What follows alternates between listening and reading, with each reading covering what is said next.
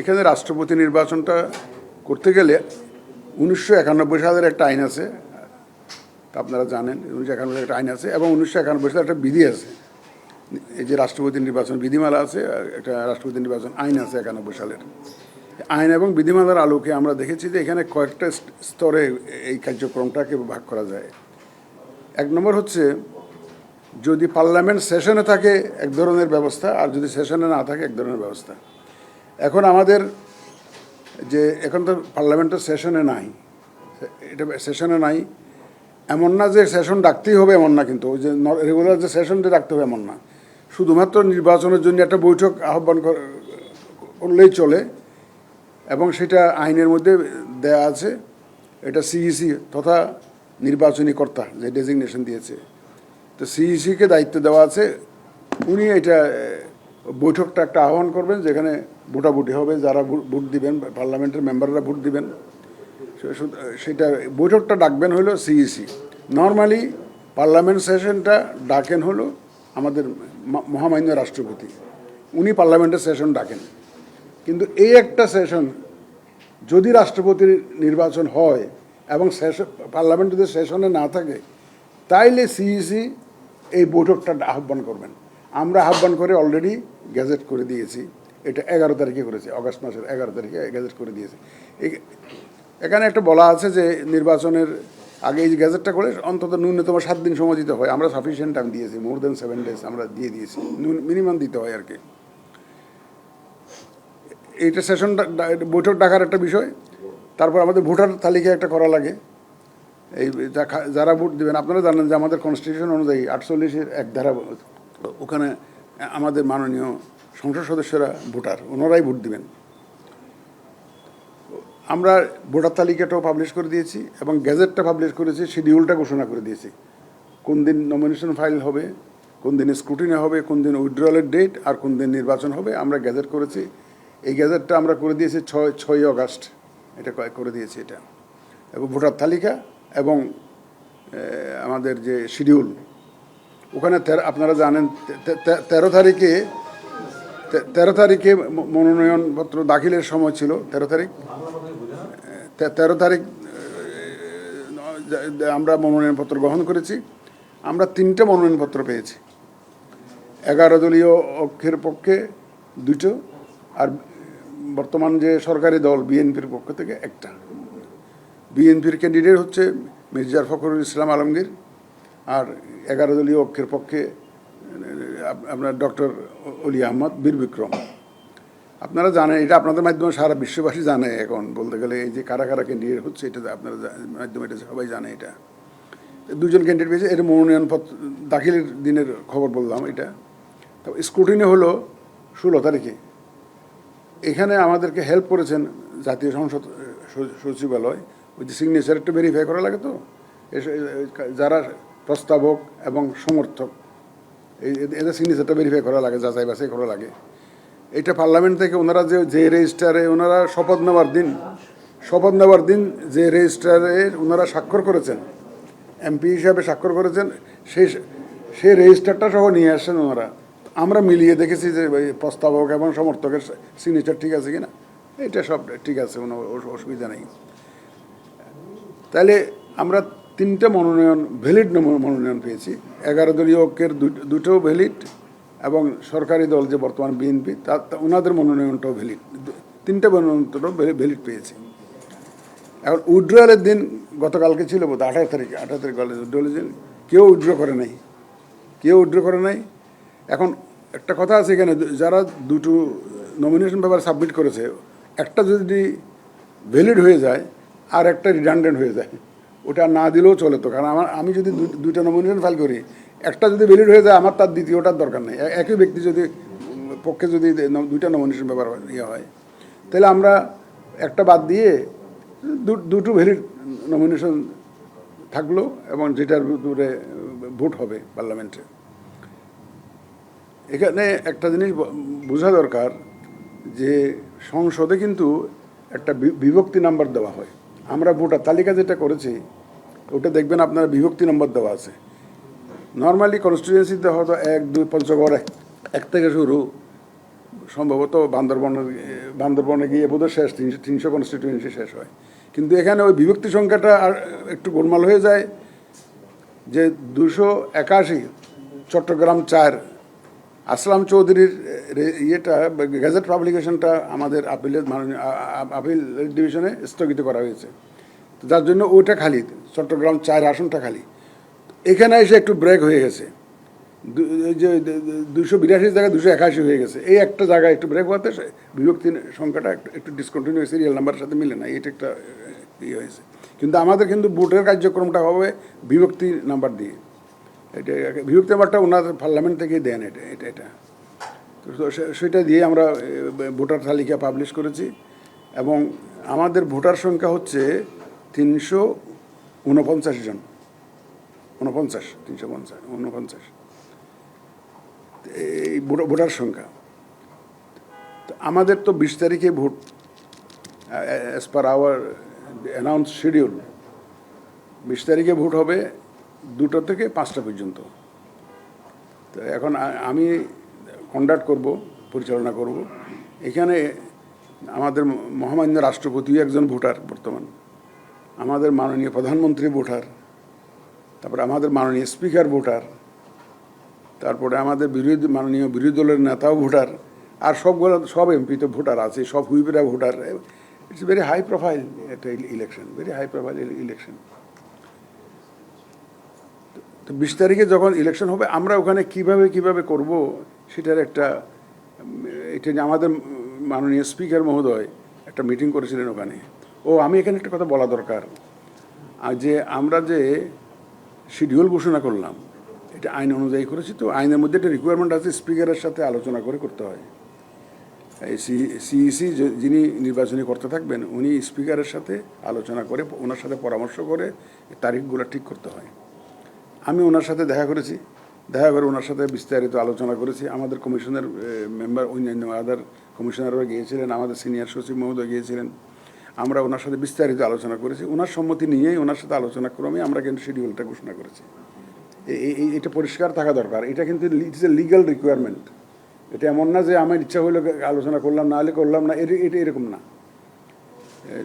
ওনার সাথে আলোচনা করতেই হবে, এটা কিন্তু আইনের বাধ্যবাধকতা। সে অনুযায়ী ওনার সাথে পরামর্শক্রমে আমরা শিডিউলটা ঘোষণা করেছি।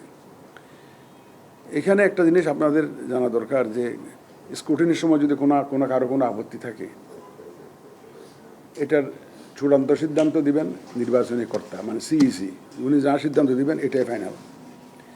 ভোটের ফলাফল যেটা ঘোষণা হবে, ওই যে 2টা থেকে 5টা পর্যন্ত ভোট হবে, তো ভোটের পরে তো আমরা ওখানে ইনস্ট্যান্টলি গোনা শুরু করব। গোনার পরে রেজাল্ট যেটা আমি অ্যানাউন্স করবো অ্যাজ নির্বাচনী কর্তা, that is final as per law, that is final as per law. সুতরাং ওইটা আমরা ভোটের পরপরই আমরা কাউন্টিং করে ওখানে আমরা ঘোষণা করে দেব। পরে আমরা এখানে এসে হয়তো দিল্লি গ্যাজেট করে দেবো। এটা আমাদের প্ল্যান ওইটাই।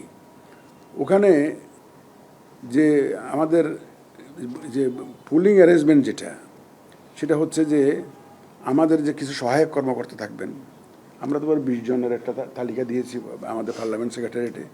আমরা আবার এখানে পার্লামেন্ট সেক্রেটারিয়েটের সহায়তা নিব। ইতিমধ্যে ওনারা যথেষ্ট সহযোগিতা দিচ্ছেন, আমাদের মাননীয় স্পিকার মহোদয় দিচ্ছেন, হুইপ মহোদয়রা দিচ্ছেন, চিফ হুইপ মহোদয় দিচ্ছেন, এবং বিরোধী দলীয় যে চিফ হুইপ আছেন, বিরোধী দলের যে চিফ আমাদের নাহিদ ইসলাম সাহেব, উনিও he is also extending cooperation to us. এবং উনি মিটিংয়ে ছিলেন, স্পিকার মহোদয় যখন মিটিং করেন, মাননীয় স্পিকার যখন মিটিং করেন, তখন উনিও প্রেজেন্ট ছিলেন। আমাদের চিফ হুইপ, সরকারি দলের চিফ হুইপ উনিও ছিলেন। সুতরাং পার্লামেন্ট সেক্রেটারিয়েট থেকে আমরা সার্বিক সহযোগিতা পাচ্ছি। We are really thankful to them. ওনাদেরকে সহযোগিতার জন্য আমার আন্তরিক ধন্যবাদ জানাতে হয়। বস্তুতপক্ষে ওনাদের সহযোগিতা না হলে তো আমাদের জন্য একটু ডিফিকাল্ট হয়ে যেত না পার্লামেন্টের, কারণ যেখানে সংসদ চলে, সংসদের বৈঠক যেখানে হয়, এই রুমের অ্যারেঞ্জমেন্ট কীরকম, কীভাবে, ওখানে সবাই দেখবেন যে ওখানে তো এমন না যে পঞ্চগড় 1, তার পাশে পঞ্চগড় 2, তারপর পাশে পঞ্চগড় 3, এরকম তো না সিটিং অ্যারেঞ্জমেন্ট।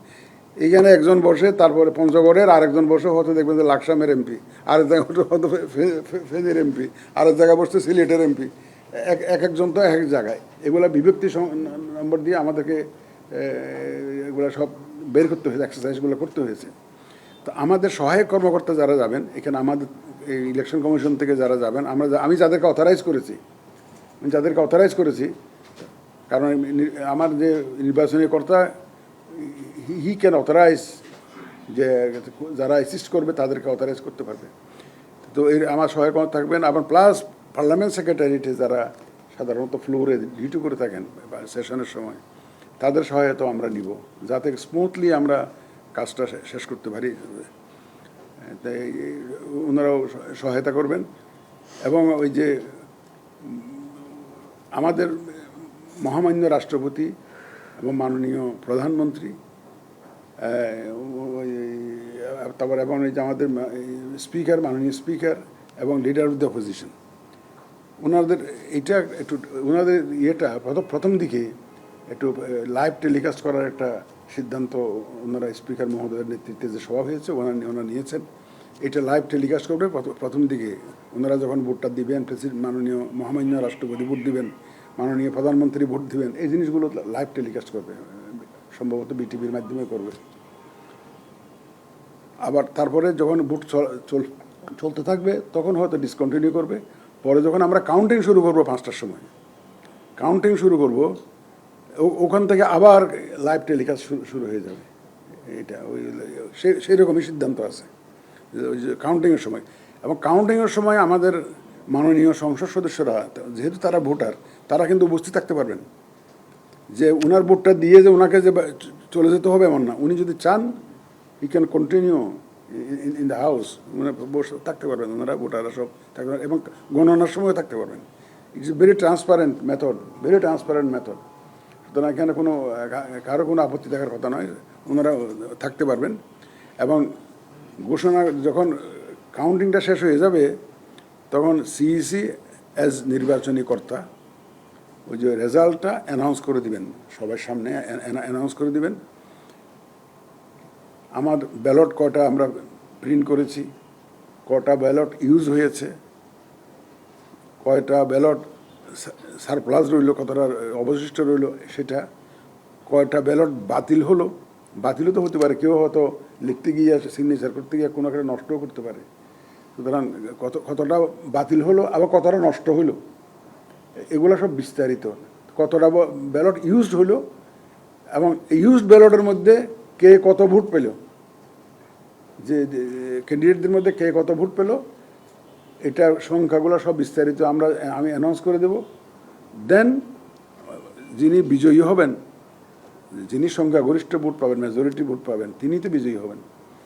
বিজয়ী হবেন তার নামটা ঘোষণা করে দেব। And that is final, and that is the end of the exercise. তারপর আমরা বিভিন্ন প্যাকেটে ওই সমস্ত ব্যালট ট্যালট এগুলো ভরে আমরা চলে আসবো। ওদিনে আমরা কিন্তু গ্যাজেট করে দেবো। তখন the process is very transparent. এটা কোনো তুমি হয়তো আপনারা জানেনও। তা আমরা আশা করতেছি আমাদের এই ধরনের একটা ঐতিহাসিক ইলেকশন, বলতে গেলে ঐতিহাসিক ইলেকশনটা অত্যন্ত সুন্দর রূপে, সুচারুরূপে আমরা স্মুথলি আমরা এটা কন্ডাক্ট করতে পারবো। এই প্রস্তুতি আমরা নিয়েছি। আমাদের প্রস্তুতি যত রকম all conceivable dimensions have been covered in our preparation for this election. যত রকমের ডাইমেনশন থাকতে পারে, আমরা দিনে তো কয়বার করে ওনার সাথে আমি বসি যে ওটা করছে কিনা, ওটা কিনা। আজকে একটা আছে, এটা বলবো না আপনাদের সামনে, পরে বলবো যে এইটা আলোচনা হয় নাই, এটা আলোচনা হয়, এটাও বলবো, আপনাদেরকে বলতে চাচ্ছি না। এটা নানা রকম সমস্যা আছে, অনেক কিছু বলা যায় না, আমি বলতে চাইলে বলতে পারি না অনেক সময়। তাই সুতরাং আমাদের প্রস্তুতির মধ্যে ইনশাল্লাহ কোনো ঘাটতি নেই। এবং যেহেতু যারা স্টেক হোল্ডার আছে, যে এখানে যারা ইনভলভ থাকবেন, সবার সহযোগিতা পাচ্ছে, তাতে কোনো ইনশাল্লাহ আমাদের কোনো অসুবিধা হবে বলে আমরা মনে করি না। এবং আমরা কনফিডেন্ট যে ইনশাল্লাহ আমরা একটা সুন্দর নির্বাচন, রাষ্ট্রপতি নির্বাচন, এটা তো বিশ্ববাসী তাকিয়ে আছে। তো যে বাংলাদেশের নির্বাচন, যে প্রেসিডেন্ট নির্বাচন হচ্ছে, বিশ্ববাসী তাকিয়ে আছে না, এটা বাংলাদেশ কে প্রেসিডেন্ট হচ্ছে। সুতরাং এই ঐতিহাসিক মুহূর্তে যে আপনাদেরকে ব্রিফ করার একটা সুযোগ পেলাম, এটাও আমার জন্য একটা বলবো যে এটা ভাগ্যের ব্যাপার আর কি বলবেন। আই অলসো ফিল যে যে এটা আমার জন্য একটা ভাগ্যের ব্যাপার। আপনাদের জন্য ভাগ্য এই জন্য আপনারা দেখতেছেন যে এরকম একটা ঘটনা ঘটতেছে বাংলাদেশে, এই ধরনের একটা ঘটনা ঘটতেছে। যদি আপনি বলেন যে বিশ্ববাসী তাকিয়ে আছে, বিশ্ববাসী কেন তাকিয়ে আছে একটু বলতেন, আর সংক্ষেপে ভিতরে স্যার অধিবেশন কক্ষে প্রচার বা প্রচারণা করা যাবে কিনা? এটা ওনারা পার্লামেন্ট সেক্রেটারির নিজস্ব আইন আছে, আপনারা জানেন সংসদে, এটা আমার অধীনে নয়। এই বিল্ডিংটার পুরা নিয়ম কানুন আইন কানুন এগুলো আমাদের মাননীয় স্পিকার মহোদয়ের নেতৃত্বে এবং ওনার লিডারশিপে এটা চলে। ওনাদের নিজস্ব আইন কানুন পদ্ধতি আছে, এটা ওনারা ভিতরে কে থাকবে না থাকবে ওনাদের এটা বিষয়টা সম্পূর্ণ ওনাদের ব্যাপার। আমি বললাম বিশ্ববাসী তাকিয়ে আছে, বললাম কেন, আমাদের একটা গণ অভ্যুত্থান হয়ে গেল 24 অগাস্টে, আপনারা দেখতেন যেটা কনক্লুড হলো, এবং একজন রাষ্ট্রপতি মেয়াদ শেষের আগে পদত্যাগ করলেন, পদত্যাগ করলেন। সুতরাং এইখানে কে রাষ্ট্রপতি হবেন, এখানে এইটা একটা সবার একটা আগ্রহের কেন্দ্রবিন্দুতে আছে। তো রিজাইন করার পরে তো এটা যদি রিজাইন না করতেন, উনি যদি নর্মাল ট্রেনিংও শেষ করে যেতেন, ন্যাচারাল কোর্সে যেতেন, তাহলে হয়তো মানুষ এত আগ্রহ ভরে দেখাতো না। এখন একটা আপনারা তো জানেন আমাদের বিপ্লবোত্তর যে গণ অভ্যুত্থানোত্তর যে দেশের যে রাজনৈতিক পরিস্থিতি আপনারা দেখতেছেন, আপনারা সমাজের বিবেক, আপনারা সমাজের আয়না বলতে হবে, সবাই তো বলে যে আপনারা নাকি আয়না, আপনাদের মাধ্যমে সমাজকে দেখতে হয়। হ্যাঁ, তো সুতরাং আমরাও আপনাদের মাধ্যমে দেখি তো, কারণ না যেমনি পারি যে টিভির স্ক্রলটা হলেও দেখি, এটা আপনার মাধ্যমে দেখার চেষ্টা করি যে কী হইতেছে, কোথায় কী হইতেছে দেখতেছি না। সুতরাং এই যে সার্বিক বিবেচনায় এটা তো ঐতিহাসিক তো বটে, সবাই বিশ্ববাসী তো তাকিয়ে আছে বটেই।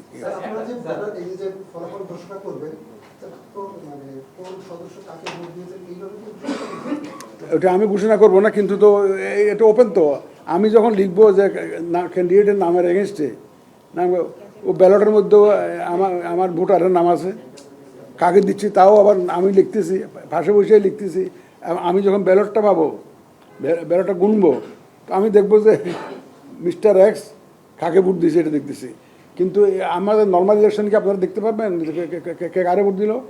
সুতরাং এটা ওপেন তো, আপনার ব্যালটের মধ্যে যিনি ভোটার তার নাম আছে এবং যাকে ভোট দিলেন তার নাম আছে, তাহলে এর চাইতে আর কি ওপেন আর কি।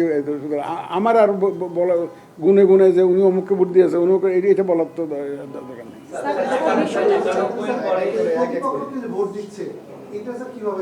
হ্যাঁ, বুঝলাম না, এটা ওনাদের ব্যাপার। এটা যেহেতু আইনের লঙ্ঘন, এটাও তো আপনার দেখার বিষয় স্যার। এটা তো মানে এটা আইনের লঙ্ঘন হবে, সেক্ষেত্রে তো এটাও আপনার ফলাফলের জন্য হচ্ছে ইম্প্যাক্ট পড়বে স্যার। সেটা যখন যদি এই ধরনের সিচুয়েশন হয় তখন আমি দেখবো ওখানে ইনস্ট্যান্ট ডিসিশন। স্যার বিধিমালায় আছে, স্যার রাষ্ট্রপতি নির্বাচন বিধিমালায় স্যার আছে কোনো ধরনের প্রচারণা করা যাবে না, সেইটাকে ওখানে পার্লামেন্টের ভিতরে। জি জি জি, সেটা আপনারা কতটা মানে না একদম পুরা আর গেজেটটা স্যার কালকেই হয়ে যাবে স্যার, ভোটের দিনই গেজেট হয়ে যাবে? হ্যাঁ, পুরো কালকে হয়ে যাবে। ওখানে নির্বাচন চলাকালীন আমাদের উপস্থিতিতে কেউ প্রচারণা করতে পারবে না ওখানে করতে।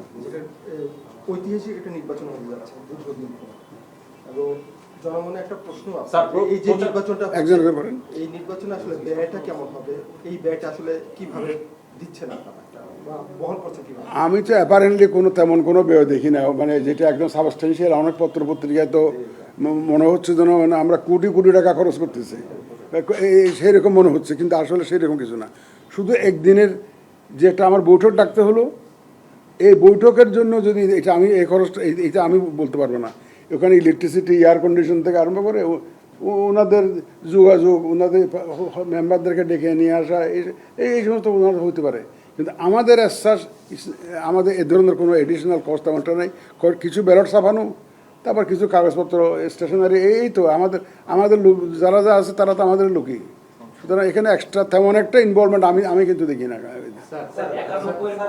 সবাই মানে যে রাষ্ট্রপতি যারা হয়েছে তারা আনকনটেস্টেড হয়েছে, তো এবারই 91 পরে পজিশন অপোজিশন পার্টি মানে প্রার্থী দিয়েছে, এটাকে আপনি কিভাবে বিশ্লেষণ করবেন? না, এটা তো যারা দিয়েছেন, আপনারাই প্রশ্ন করেছিলেন যে আপনারা তো ধরেন যে সবাই ধারণা করে যে আপনারা হারবেন, এই যে একটা প্রশ্ন করেছিল, তারপর আপনারা কন্টেস্ট করলেন। ওনারা বললেন না, ডেমোক্রেটিক যে প্র্যাকটিস যেটা, আমরা সেটা চর্চাটা চাই, গণতান্ত্রিক চর্চাটা চাই, এই জন্য আমরা ক্যান্ডিডেট দিয়েছি। ওনারা এই জবাব দিয়েছেন, আপনাদের প্রশ্নের জবাব দিয়েছেন, ওনারা দিয়েছেন। এখন ওনারা কেন দিয়েছেন এই জবাব আমি দিতে পারবো না, এটা ওনাদের এটা রাজনৈতিক সিদ্ধান্ত। রাজনীতি কিন্তু যে প্রশ্ন আপনারা করেছেন তাদেরকে করেছিলেন এখানে নমিনেশন ফাইল করতে যখন আসে, এবং যে জবাব তারা দিয়েছিলেন আমি সেটাই বললাম, শুধু সেটাই বললাম যে ওনারা গণতান্ত্রিক চর্চার অংশ হিসাবে এটা হ্যাঁ? ভোটে দুইজন প্রার্থী আছে স্যার, দুইজন প্রার্থী প্রচারণা চালাইতে পারছে না, আসলে তার প্রার্থীর অধিকার পূর্ণ হচ্ছে কিনা স্যার, আপনি কি মনে করেন?